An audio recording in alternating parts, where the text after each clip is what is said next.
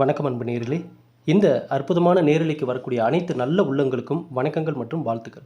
ஐயா, நீங்கள் நல்லது தேடக்கூடிய நபராக இருக்கிறனால தான் தொடர்ந்து நம்ம பதிவுகளை பார்த்துட்ருக்கீங்க. அது உங்கள் மனதில் ஒரு மாற்றத்தை ஏற்படுத்திகிட்டு இருக்கும். அந்த மாற்றம் மிக விரைவில் நல்லதை ஈர்த்து கொண்டு வந்து கொடுக்குன்ற நம்பிக்கையில் தான் நான் ஒவ்வொரு பதிவிலும் கொடுத்துட்ருக்கிறேன். அந்த வகையில் இந்த பதிவு கும்பராசிக்காரர்களுக்கான ஒரு அற்புதமான பதிவு.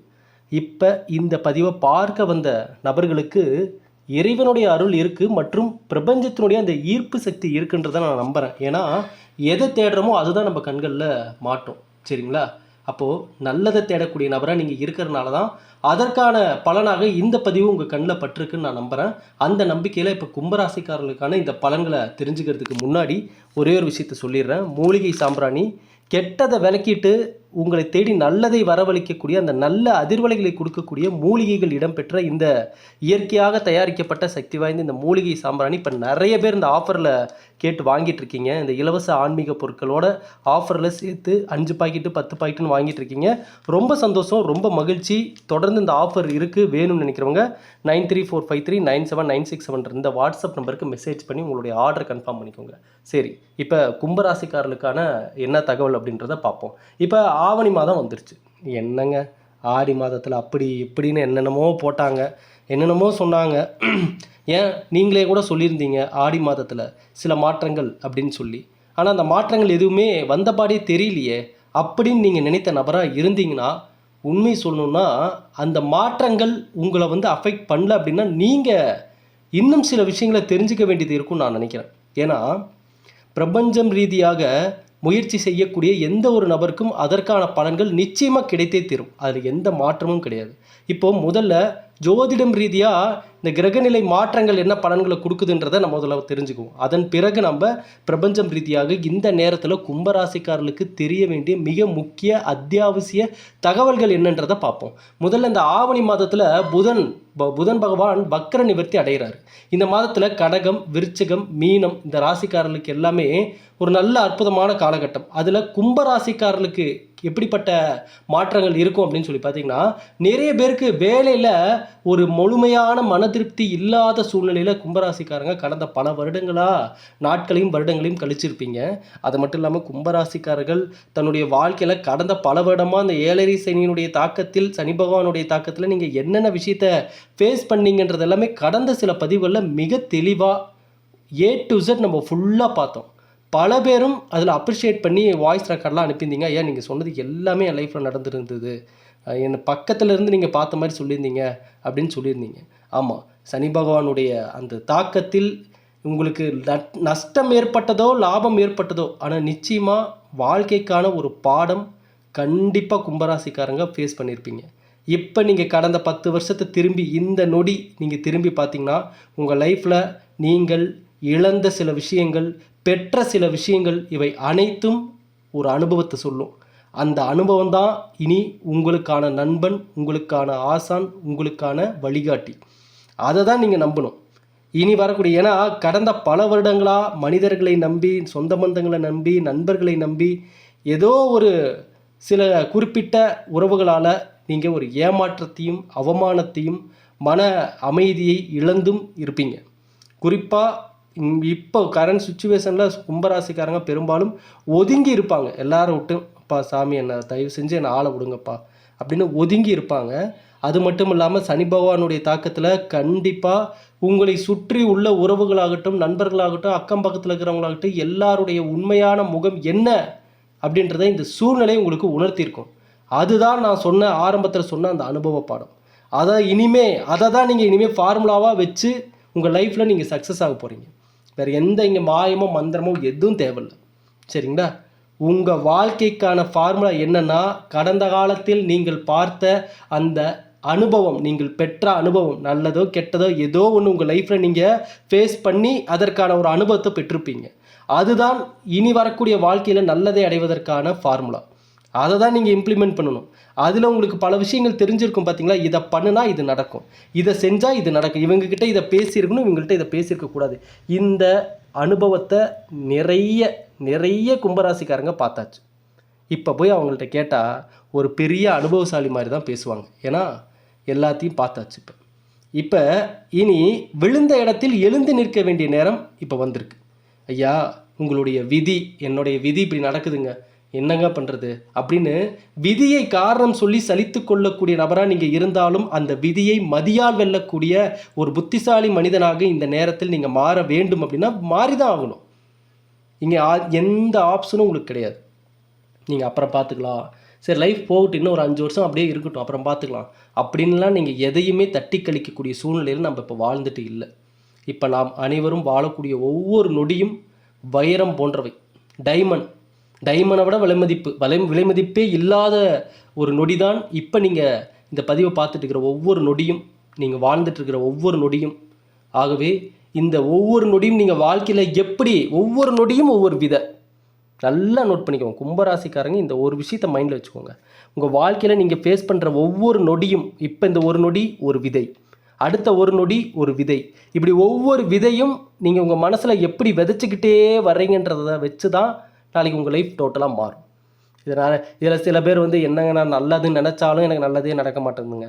நீங்கள் சொல்கிற மாதிரி நல்லதையெல்லாம் நான் யோசித்து பார்த்து நான் இந்த பிரபஞ்சத்தோடு கனெக்ட் ஆகி நல்லதை ஈர்க்கக்கூடிய மனிதனாக மாறணும்னு நான் என்ன முயற்சி எடுத்தாலும் அது என்னமோ எனக்கு நடக்கவே மாட்டேங்குது. ஒரு நெகட்டிவாகவே தான் நடந்துகிட்ருக்கு. எனக்கும் நாள் ஆக ஆக அப்படி தாங்க மைண்டும் நெகட்டிவாகவே தாங்க இருக்குது அப்படின்லாம் சில நபர்கள் அப்படிப்பட்ட சூழ்நிலையில் இருக்கிறதுக்கு வாய்ப்பு இருக்குது. என்னென்னா ஒன்றும் இல்லை, நீங்கள் உங்கள் வாழ்க்கைக்கான அடித்தளம் உங்கள் மனசு. அந்த மனசில் தேவையற்ற செடிகள் வளர்ந்துருக்கும் பார்த்தீங்களா, அதெல்லாம் பிடுங்கி எறியணும் முதல்ல. நம்ம தேவையற்ற செடிகள் நான் சொன்னது தேவையற்ற எண்ணங்களை நான் சொல்கிறேன், சரிங்களா?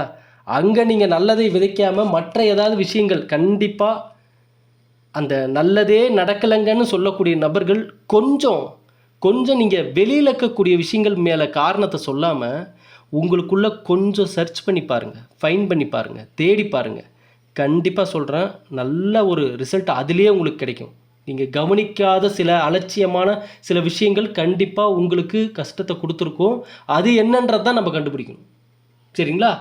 அதே போல் இந்த நேரம் கும்பராசிக்காரர்களுக்கு அல்லது கும்ப லக்கணக்காரர்களுக்கு பார்த்திங்கன்னா அலைக்கழிப்பு, அலைச்சல், கோபம், சண்டை போடுவது, தேவையற்ற நிகழ்வுகளில் மன அழுத்தத்தை ஏற்படுத்துவது, இது எல்லாம் கும்பராசிக்காரங்க இப்போ நேராகவே ஃபேஸ் பண்ணிகிட்ருப்பீங்க. ஒரு இடத்துக்கு போவீங்க, ஒரு ஃபங்க்ஷனுக்கு போவீங்க, ஆனால் அங்கே போன கொஞ்ச நேரத்தில் ஏன்டா போகணுன்னு நினைக்கிற மாதிரி சில சூழ்நிலைகள் மாறி இருக்கும், சரியா? அதே போல் வண்டி வாகனங்களில் குறிப்பாக பாருங்கள், கும்பராசிக்காரங்களுக்கு வண்டி வாகனங்கள் தொடர்ந்து செலவு வச்சுக்கிட்டே இருக்கும். இப்போ தான் வந்து ஒரு வண்டிக்கு போய் டயரில் ஒரு ப்ராப்ளம்னு மாற்றிட்டு வந்த உடனே வண்டி ஸ்டார்ட் ஆக மாட்டாங்க. அதில் என்ன ப்ராப்ளம்னு தெரியல. இந்த மாதிரி ஒன்று போனால் ஒன்றுன்ற இந்த வண்டி வாகனங்களில் செலவுகள் தொடர்ந்துக்கிட்டே இருக்கும். இதுவும் ஒரு வகையில் பார்த்தா இவங்களுக்கு ஒரு மைண்ட் டிப்ரெஷனை தான் ஏற்படுத்திகிட்டு இருக்கும், சரிங்களா? திட்டமிடல் இந்த நேரத்தில் கும்பராசிக்காரர்களுக்கு தேவை. திட்டமிடல் இது ரொம்ப ரொம்ப முக்கியம், சரிங்களா? அது மட்டும் இல்லாமல் குலதெய்வ வழிபாடு இந்த நேரத்தில் கணவன் மனைவி பிரிந்தவர்களை ஒன்று சேர்வதற்கான அமைப்புகளை உருவாக்கி கொடுக்கும். வீட்டில் பணவரவு படிப்படியாக அதிகரிப்பதற்கான அந்த அதிர்வலைகளை கைக்கு கொடுக்க போகிறது யாருன்னா வேறு யாரும் இல்லை, உங்களுடைய குலதெய்வங்கள் தான், சரிங்களா? அது குறிப்பாக கும்பராசியில் பிறந்தவர்கள், அது திருமணமானவங்க, கடந்த பல வருடங்கள் கண்டிப்பாக நான் சொல்கிறது நடந்திருக்கும். கணவன் மனைவி சண்டை பயங்கரமாக வந்திருக்கும். பயங்கர வாக்குவாதம் பண்ணியிருப்பீங்க. வார்த்தைகள், கடுமையான வார்த்தைகள்லாம் அதில் வந்திருக்கும். பேசக்கூடாத சில வார்த்தைகள்லாம் அவங்களும் பேசியிருப்பாங்க, நீங்களும் பேசியிருப்பீங்க. இதனால் பெரிய ஒரு விரசலே ஏற்பட்டு தற்பொழுது அது கொஞ்சம் கொஞ்சமாக அதை சரி பண்ணுறதுக்கான முயற்சிகளில் தான் இருப்பீங்க, சரிங்களா? ஏன்னா கும்பராசிக்காரர்களுக்கு தான் நம்ம ஒரு பதிவில் ஒரு விஷயத்த சொன்னோம், அது எல்லாருமே ஏற்றுக்கிட்டீங்க. அதுதான் எனக்கு ரொம்ப ஆச்சரியமாக இருந்துச்சு. என்ன தெரியுங்களா? ஒரு காலகட்டத்தில் உங்களை பார்த்து எல்லாம் பொறாமப்பட்டவங்க தான், கரெக்டாக? உங்கள் குடும்பத்தை பார்த்து, உங்களுடைய வாழ்க்கை முறையை பார்த்து, நீங்கள் வேலை செய்கிறது, நீங்கள் பேசுகிறது, நீங்கள் பழகிறது, உங்களுடைய தோற்றம், பேச்சு அனைத்தையும் பார்த்து பொறாமைப்பட்ட நபர்கள் தான் அதிக பேர் இருப்பாங்க கும்பராசிக்காரங்களை.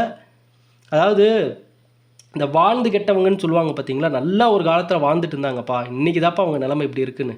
அது பெரும்பாலும் கும்பராசிக்காரர்களுக்கு தான் பொருந்தும். ஏன்னா ஒரு காலகட்டத்தில் ஆன்மீக வழிபாடாகட்டும், குடும்பத்தை எடுத்துக்கட்டி பார்த்துக்கிறதாகட்டும், ஒன்று சேர்க்கறதாகட்டும், கலகலப்பாக இருக்கிறதாகட்டும் அப்படின்னு ஒரு பிரைட்டான ஒரு நபராக இருந்தவங்க தான் கும்பராசியில். அதுவும் குறிப்பாக கும்பராசியில் பிறந்த பெண்கள், சரிங்களா?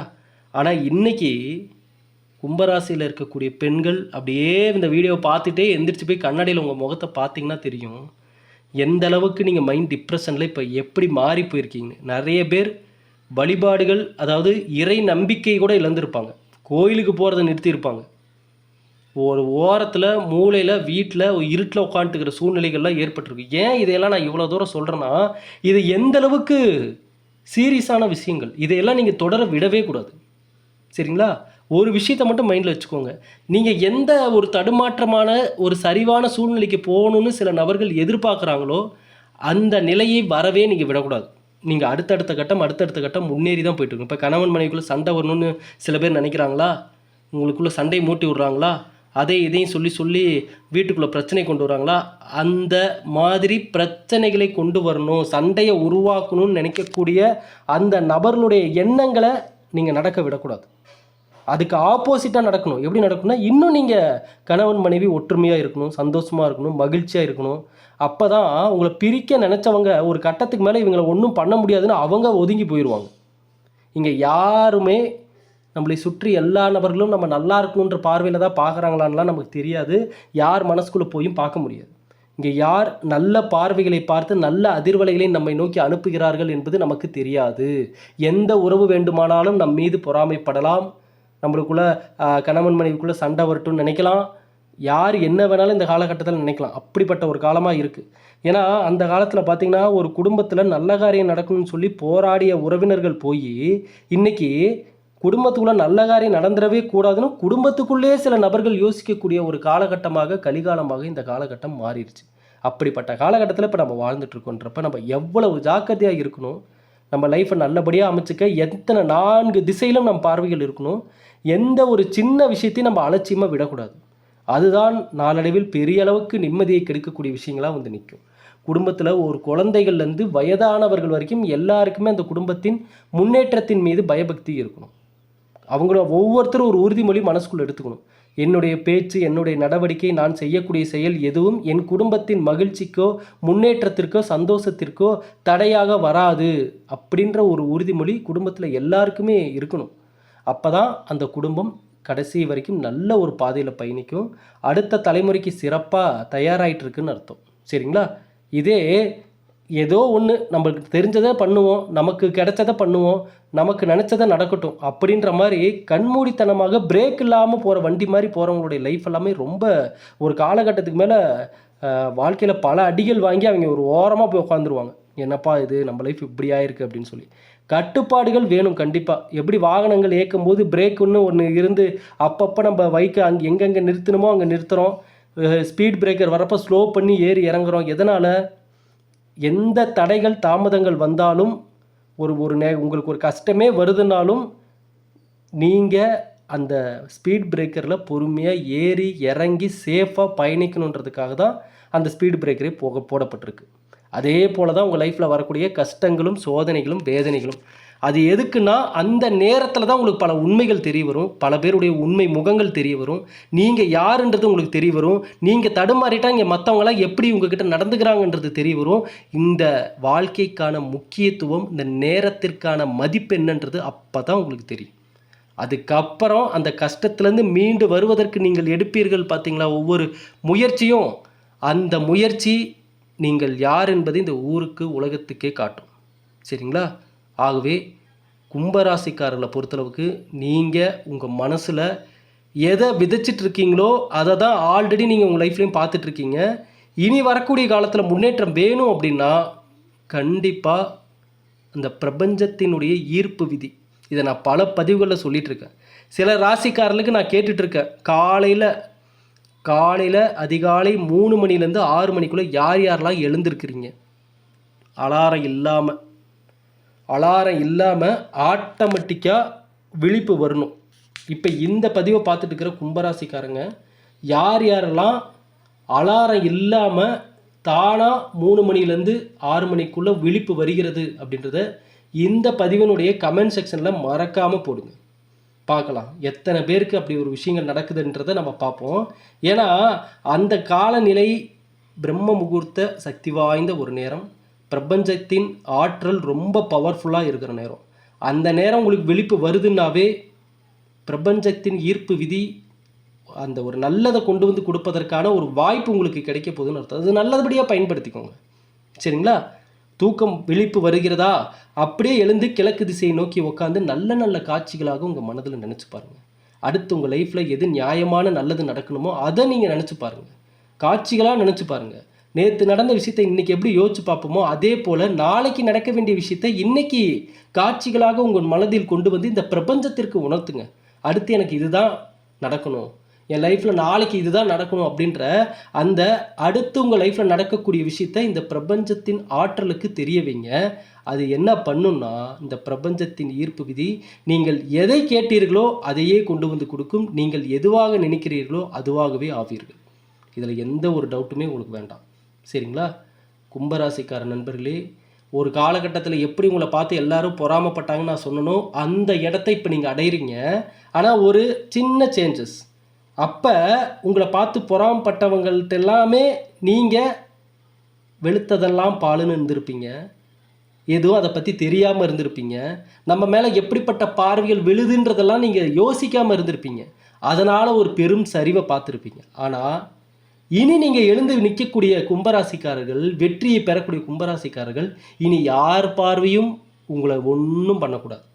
இனி யார் கெட்ட ஒரு வைப்ரேஷனில் உங்களை பார்த்து நெகட்டிவாக பார்த்தாலும் உங்களுக்கு சரிவு வரக்கூடாது, வரவும் வராது. ஏன்னு கேட்டிங்கன்னா, நீங்கள் பவர்ஃபுல் ஆயிடுவீங்கன்னு அர்த்தம்.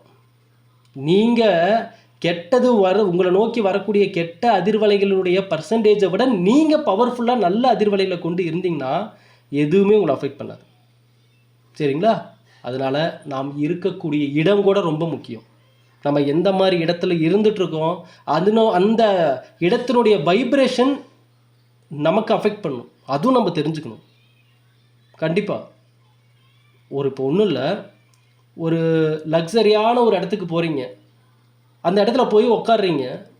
ஒரு ஹோட்டல் போகிறீங்க, நல்ல விலை உயர்ந்த ஒரு இடத்துக்கு போகிறீங்க. அங்கே போய் நீங்கள் உட்காடுறீங்க. அங்கே இருக்கிற இடங்கள்லாம் பார்க்குறீங்க.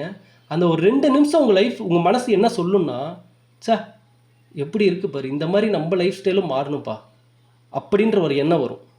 சரிங்களா? பாசிட்டிவான ஒரு எண்ணம் வரும். இதே நம்ம ரொம்ப நெகட்டிவான தவறான சில நபர்கள், மோசமான நபர்கள் இருக்கிறவங்களுக்கு மத்தியில் நம்ம இருந்தோம்னா நம்ம மைண்டு என்ன ஆகும்னா, அவங்கள பார்த்து பார்த்து பார்த்து நம்ம மைண்டு ஒரு மன அழுத்தத்துக்கு போகும். சரிங்களா? ஆகவே கும்பராசிக்காரர்கள் நாம் இருக்க வேண்டிய இடமும் ரொம்ப முக்கியம். சரிங்களா? ஆகையால் கவனமாக நம்ம இருக்கணும். 4 திசையும் பார்வைகள் இருக்கணும். நல்லதை மட்டுமே யோசிக்கணும், நல்லதை மட்டுமே பார்க்கணும். நல்ல நபர்களுடன் மட்டுமே நீங்கள் சேர வேண்டும், பழக வேண்டும், பேச வேண்டும். நெகட்டிவான விஷயங்கள் எதுவும் நல்லதை என்றுமே தராது. இந்த பதிவை பார்த்த நண்பர்களுக்கு, கும்பராசிக்காரர்களுக்கு இந்த பதிவு மிக மிக ஒரு நல்ல மாற்றத்தை கொடுக்கக்கூடிய பதிவாக இருக்கும்னு நான் நம்புகிறேன். தொடர்ந்து பதிவுகளை பாருங்கள். எப்போதும் நம்ம சேனலோட இருந்துங்க. மீண்டும் அடுத்த பதிவில் சந்திக்கலாம் நண்பர்களே. நன்றி, வணக்கம்.